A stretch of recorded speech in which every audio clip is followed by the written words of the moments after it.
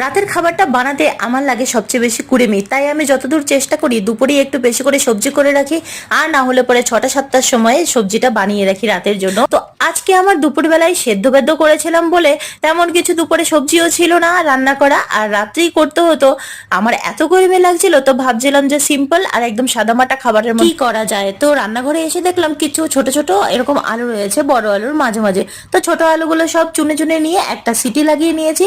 তারপরে একটুখানি জিরে ফোড়ন দিয়ে তেলের মধ্যে আলুটা দিয়ে দিয়ে ভালো করে ভেজে একটু টমেটো দিয়ে দিয়েছি, দুটো একটু বেশি করে দিয়েছি যেন গ্রেভিটা একটু হয়, আর একটু টক টক খেতে আমাদের ঘরে সবাই খুব পছন্দ করে।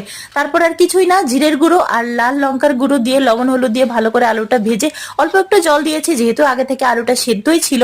তারপরে জলটা হালকা শুকিয়ে গেলে পরে ধনেপাতা আর গরম মশলা দিয়ে নামিয়ে নিয়েছি।